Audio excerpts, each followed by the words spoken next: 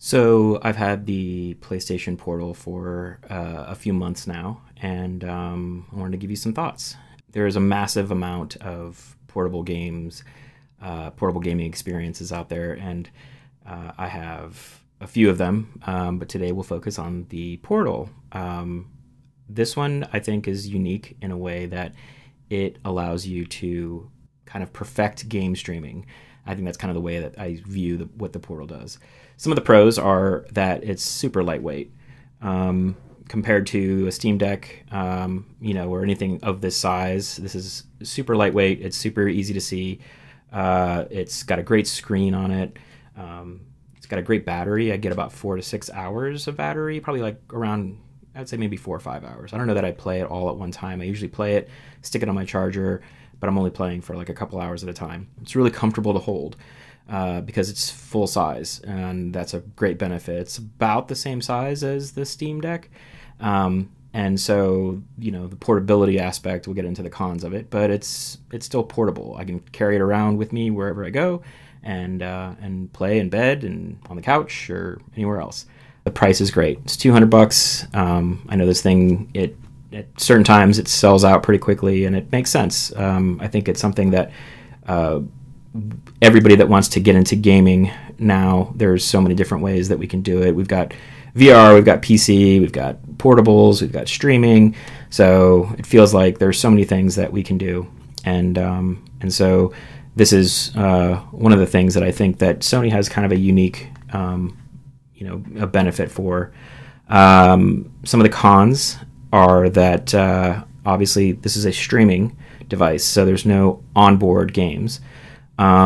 It is strictly for streaming, and so I think in a sense that's kind of a pro for what this device does, because it is aimed exactly at what it does. The operating system and everything is made just to stream and to make sure that the latency is as low as it can and the video quality and audio quality are as high as it can be. So it can be a pro and a con, but in this case, we'll say it's a con, because I can't play this, when I'm out in certain areas, and we'll get into that. It needs internet, obviously, because it's a streaming device. So you need to either tether it to your phone if you're out and about. I've used it at friends' houses in different states, and they as long as they have Wi-Fi or something like that, I can use it. It's not pocketable, so it's not that portable, which is kind of obvious if you take a look at it, unless you have really big pockets. But to each his own. I've been a big fan of PlayStation since the PS1. I've owned the PS1, the PS2, the PS3, the Vita, the PSP, you name it. I'm a big fan of what they do as far as in the console space, and I think their exclusives are super good. And now we're not seeing as many exclusives because they're porting things over to the PC, and we can kind of talk about that. But basically, when I've had my everything from, I would venture to guess, like my PS2 on, I've had a super great experience with a lot of narrative games and everything. That's I can just remember playing Silent Hill 1 and 2 and being blown away from the story. And I think that's a huge plus in Sony's catalog of what they've done. So the Jak and Daxters, the Uncharted series, the Last of Us, God of War series, love them. And it's great to be able to play this on my device. Whereas something like the PSP and the PS Vita, the drawbacks were that yes, you had things that were portable and they were there on your device, but the device can only do so much, and you have to kind of sacrifice a lot of different things when you're weighing these things. So I think it's super smart of Sony to lean into the portability aspect of it by not skimping on the controls and the battery life, and utilizing the hardware to divert it to streaming, which allows you to get kind of the best bang for your buck as far as the quality, because your PS5 can do all of the driving and you don't need to have that on you. So really the big thing you have to do is make sure you focus on getting something that you can stream to. And so there's always going to be pros and cons. And there's always going to be choices. Yes, we can use our Steam Deck, we can use our phones and tablets to do these kinds of things. But and I'll get into this, it's the fact that I can just jump in and play is a huge benefit. One thing that Sony, I think, hasn't done very well is I am not a huge fan of I'll backtrack. I'm a huge fan of their exclusive IP. Not a huge fan of their exclusive hardware in the past. So like the Sony memory stick was not a very good device. It was super expensive, and it didn't allow you to kind of shop around. So it didn't allow the market to kind of thrive in that aspect. And so it didn't do very well. The UMD video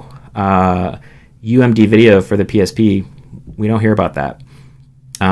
So the market kind of overtook that, and now we can stream media. So we don't need those physical devices and those portable things. And then, the idea of having something portable is you don't really need to take a bunch of physical games with you or movies. You want to be able to have that on device. So I think that was a little short-sighted.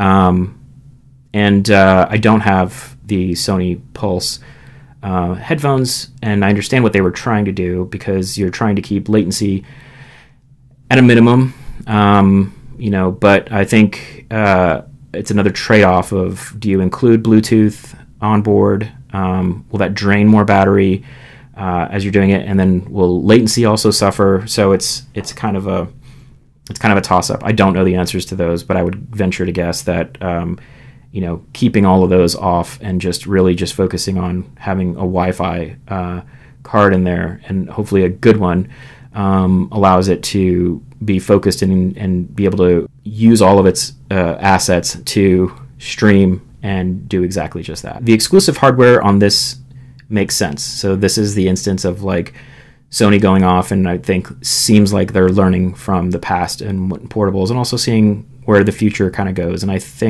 really do think like the future of portable gaming, portable media is going to be streaming to some aspect of it. And it makes sense, because when you have to basically carry around a portable computer and you're kind of expecting a, kind of a console or a desktop experience in the portable market, you can do that, but it doesn't really afford you the other benefits, like having really great battery, having it lightweight, having to, have lots of storage on board, and et cetera, and all those different things that you'd kind of expect from a desktop or a console experience. So, because this only has one thing to do, it works really well. You don't have to dial in any settings, which is really, really nice. So this is something that I have, I like that they do both. I like that you have the ability to use the PS Remote app on your iPhone, your iPad, Apple TV, Android, device, whatever it is. I've never had an issue with connecting the PS Remote app, or even some third-party apps like Chalky for Deck. I've tried that on the Steam Deck. It works fine. But there's something with beauty and simplicity, and I think that's really good. So being able to just pick this thing up, turn it on, hit the PlayStation button, wait 10 seconds or so until it connects, and then I'm into gaming. And then when I'm done, I just turn it off, and then the PlayStation will go to sleep when it needs to, and I can get on with my life. I think the future, like I said, is like the portable tether to your desktop environment is really good. And I think our network connections are only going to get better, so this will age well, I think. And I think the same could probably be said with even devices like VR devices and things like that. So, being able to tether to something to have the best experience possible without needing to onload all of that onto your body, it makes sense. I love using my Quest. It's in the background there. And the portable experiences are great. Tethering it to PC is much better. So how do we get that and perfect that? And really, I think the streaming aspect of it, being able to connect wirelessly, is, like I said, it's only going to get better. So I think that that's the future for portability. I think it's the future for gaming. It's great to have options. So this is not the one be all end all. It's just an additional device that does something I think really unique and really well. It doesn't have to corner every part of that market. It doesn't have to, check every box, but it does check some boxes well. You can use, like I said, you can use the existing devices that you have and, connect a PlayStation controller, like a DualShock controller, and, play on your iPad, play on your iPhone.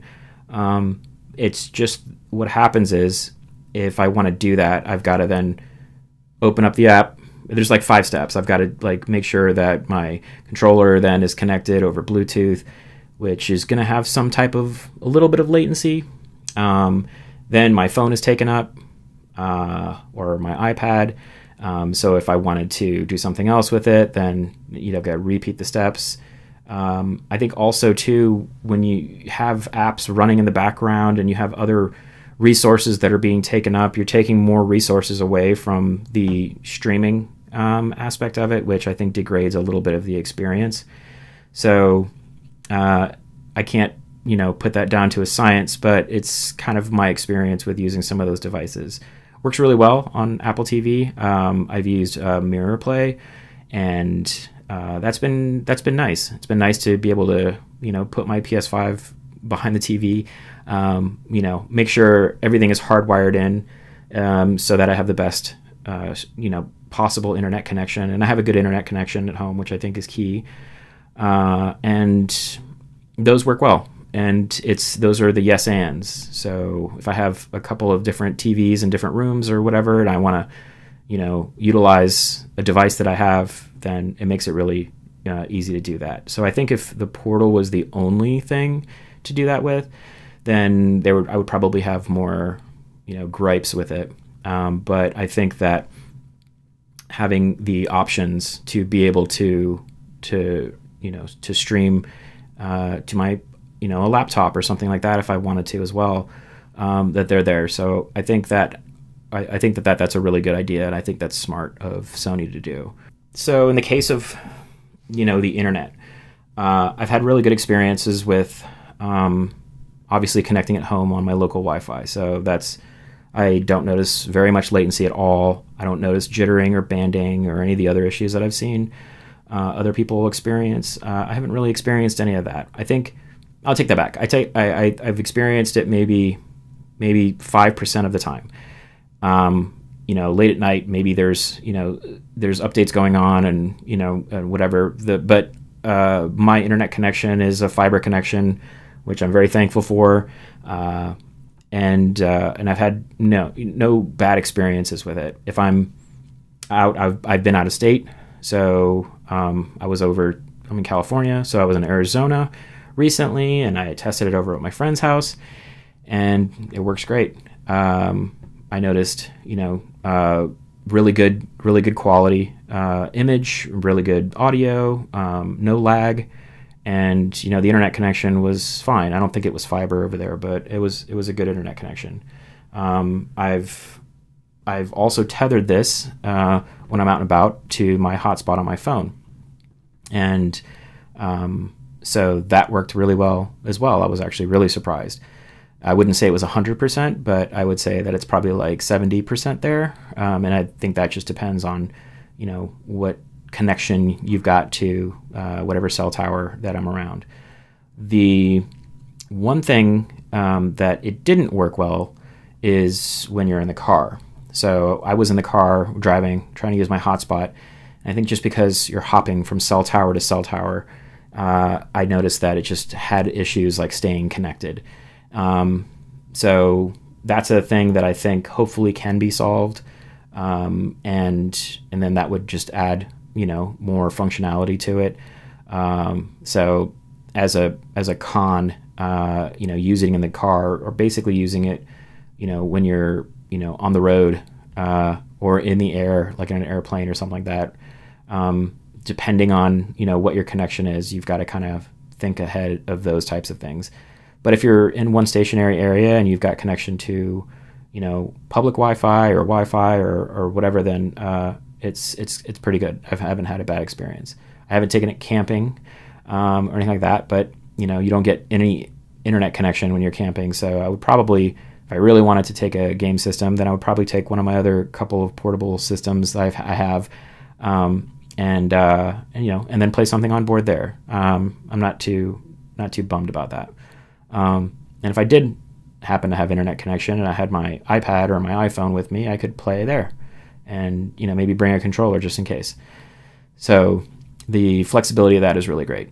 Since it doesn't have, you know, a wide open Bluetooth connection, Sony wants to use the Sony Pulse headphones to directly connect and give you the best experience, but you don't have the option unless you were to buy third-party hardware, like some type of a Bluetooth dongle that can plug into your headphone jack, which you can, and they're pretty cheap on Amazon. You could do something like that and get Bluetooth functionality, but you're going to experience, you know, some latency issues.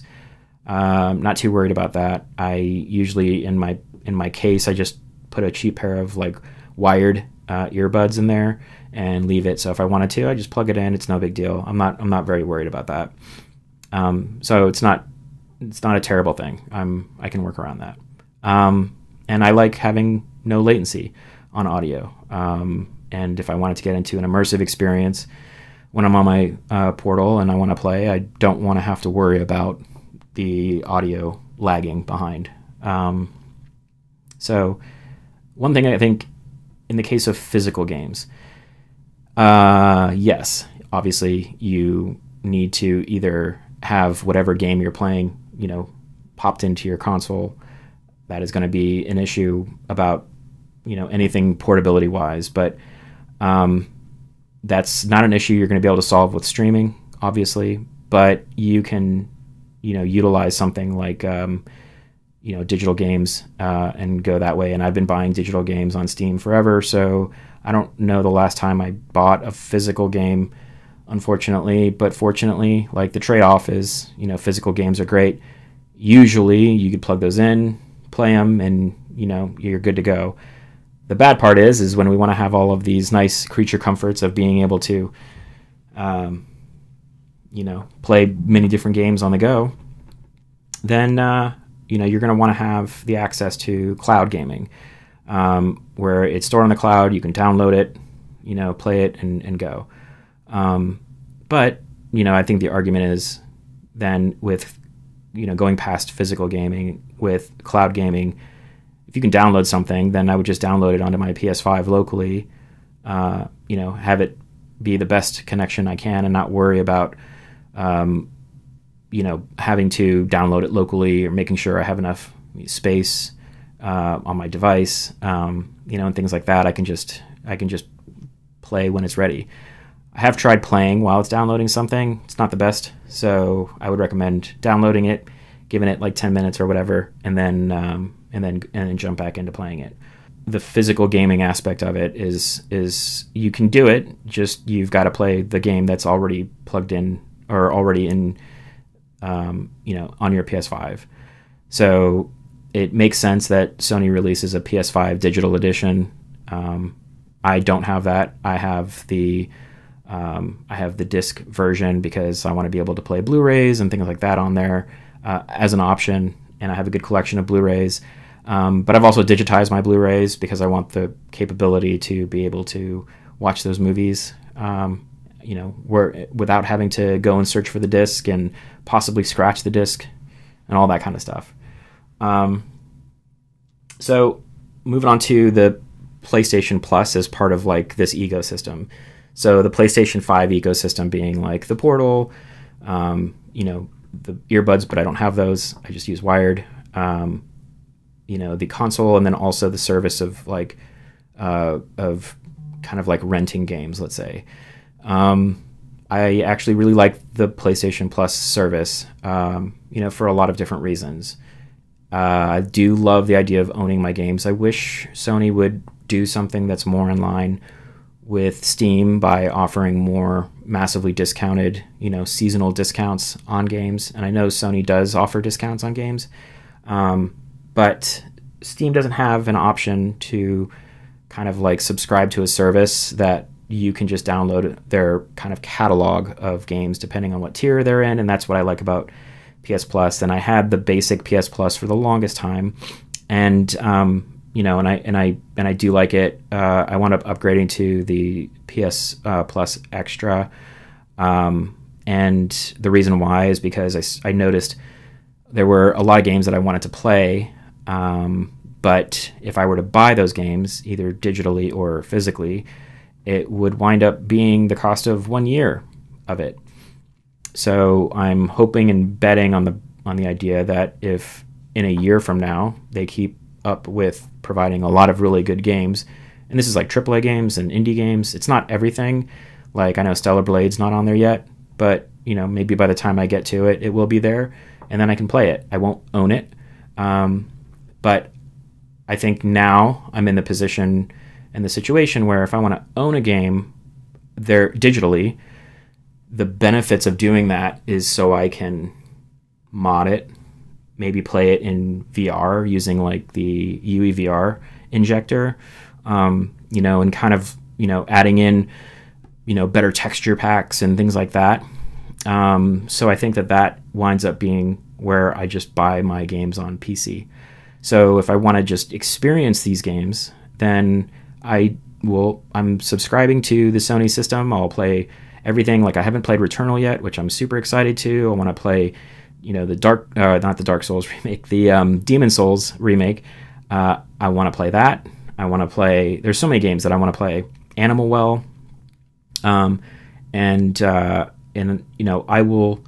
I'll play through those games while they're on the PlayStation Plus service. And as long as I'm subscribed to that service, I know I'll have a catalog of a bunch of games that I can play. And they've added PS4 games. Possibly now we're looking at maybe PS3 and PS2 games they're going to start, including in that system, in that service. So I think it's going to grow, and I think I'm betting on that. If it doesn't, then I won't subscribe, and and then just wait until it gets better and then resubscribe. I think that the idea of buying games is I've basically kind of like foregone the idea of buying games on the console, unless there's like a one-off, situation, which I haven't really encountered yet. When I got my PS5, it came with God of War Ragnarok, and I'm a huge God of War fan, so obviously that was awesome. And Horizon Zero Dawn, I did buy. Forbidden West, I did buy, and then I saw that they released it on the PC, so I kind of like wished I would have just subscribed to the PlayStation Extra and got it on that instead, and then bought it on the PC side so that I could, do fun stuff like play it in VR, or on, and utilize my other controllers and devices and do all the cool stuff that you can do on a desktop or on the Steam Deck, So I think the long-term benefit of buying things on a PC is that, you don't have to worry about, these things like kind of going extinct. And that's kind of the problem with consoles, is that they're not really upgradable. So you have the system you have, and then you're kind of locked into it until there's a better one. And then you have to buy that other better console. PCs don't have to worry about that kind of thing. You can upgrade them as you need to. There's so many different types. It's been in such a mature level of integration now that you can play things and use things like a Steam Deck, and all of these like portable PCs and laptops and you name it. It makes more sense to kind of like legacy own these games on the PC side, because then you can grow with it and you'll be able to play these games for as long as you can, and not worry about kind of like an extinction of the device. So I know eventually my PS5 will be old, and who knows, whatever the PS6, PS7 and all that kind of stuff winds up coming out. So I don't mind subscribing to the service, 100 and something a year. So if I buy 2 games a year, or buy and play 2 games a year, that kind of makes sense. And you get your money's worth out of it. If there's something I really, really want to play, like I do want to play Stellar Blade, but I'll wait, and I hope that they do come out with it. Maybe like Call of Duty, is not on PS Plus Extra, but maybe those I'll just wind up picking up on the PC instead. So there's trade-offs. Now, the one thing that could be a real big bad, but I don't really see it as one, is the media. So on the media tab, you cannot play it on your Portal. And I think there's a lot of probably legal issues with that, as far as like being able to stream or have the capability of streaming that IP, you know, movies and TV shows, and streaming like Netflix and things like that. And I have my Plex app on the PS5, so I can't access any of that on the Portal, or any of the remote services. But it's not a big deal, because I have my other devices that can do that, and are probably set up better. Like my iPad will be set up better to you know, play movies and TV and that kind of stuff. So I don't mind that. What I could see though happening is maybe there's a workaround. Maybe there's a way that the Portal can access those media apps without needing to tether it or stream it from your PS5. Maybe that can be something that's on board, since you're not really downloading anything, you're streaming. So you should be able to utilize that aspect of it. And maybe you pop over into, you know, another setting that's just media, and then it gives you all the media apps that you would get, except it's all locally on your Portal. I could see them doing that. But as it is, you're not going to be streaming any type of video content from your PS5 to your Portal or any other remote streaming service. So that's I guess it's a con. It kind of sucks, but I haven't really missed it, because I won't watch movies holding it. This is made to play, so having a full-size controller and doing that, I'm not going to watch a movie that way. I'm gonna want to play it. Now, the screen is beautiful. They did a really good job with making sure that you get the best visual, you know, quality. I can read text that's very small on it. It's very crisp. You know, the color rendition is really good, so they did a really good job with it. You know, so I do like that. But like I said, I've got other devices. So if the Portal is your only device, it's a con. But if it's not, no big deal. So I'll wrap it up by just kind of like saying that I've actually been playing my PS5 a lot more. I'm not in the situation where I can sit down for hours on end in front of, you know, on a couch or whatever, and play on the bigger screen. And when I do, it's nice. But I've actually been able to crank away at my games, and right now I'm working my way through Horizon Forbidden West, and I'm like, I don't know, 60 hours in, and you know, I can kind of play in small chunks of time, which is great. So it gives me, you know, a great experience doing that. And I love having a full-size controller that's not super heavy.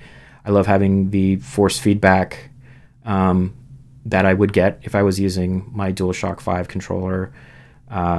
So a lot of that transfers. I think that experience all transfers over really, really well. If there's anything dramatic that they add to it, I'll revisit this device, and, you know, we'll have a chat about more stuff that they've added to it or whatever. But I'm having a great time with it. I love this thing, and I considered returning it when I first got it, but it actually has it's been you know, it's been a really, really cool device to use and take with me. I can toss it in my backpack in a case, and you know, so portability wise, if I'm taking any of my tech toys with me, then that goes with me as well.